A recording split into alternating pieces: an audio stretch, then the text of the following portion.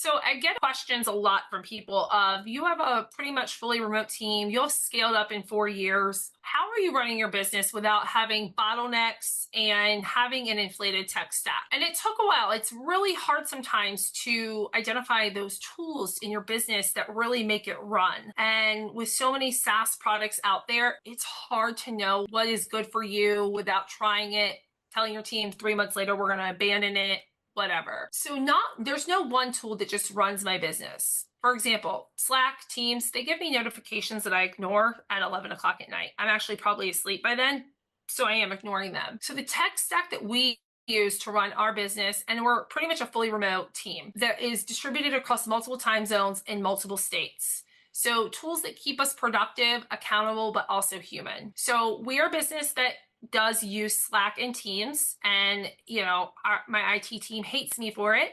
And it's a running joke, but the reason we have chosen to use both is we are in a Microsoft environment. So we do use Teams for most interactions that require video chats, updates, instant messaging, things like that. However, a lot of our clients and a lot of our partners use Slack. So we have made the business decision to also use Slack to be able to meet them where they are and connect on that level as well. Slack is really strong for those outside connectors and building communities. We also are in the middle of, we were doing project management in a lot of different places. And so we have discovered the tool NoLoco. We are paying an amazing automations and operations expert. Shout out to you, Brandy, at Really Efficient, if anyone's looking, for helping us build out this tool that is really turning into our command center. Everything in the client journey will live there. It is very secure, SOC 2 compliant, HIPAA high trust compliant, all of those things that matter for our business. So moving things like client onboarding in there, client workflows, tasks, automations, SOPs, recurring workflows, they all are living there.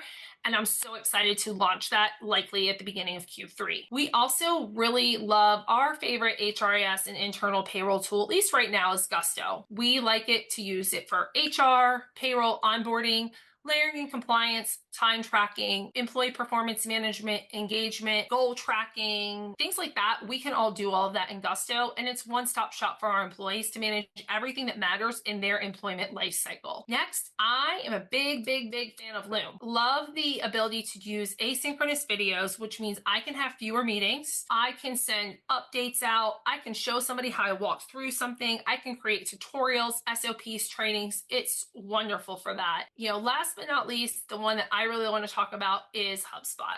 This is really what our sales team is using. And as I'm transitioning out of founder-led sales, creating workflows, proposals, CRMs, pipeline tracking, automated outreach, marketing outreach, all of that in one place for our sales team. Every company, even HR companies, we all need a sales engine. So before we really thought about what tools we wanted to use and how we were going to have a client portal, our team really spent a lot of time validating tools and, finding things that were misalignment, allowed for missteps.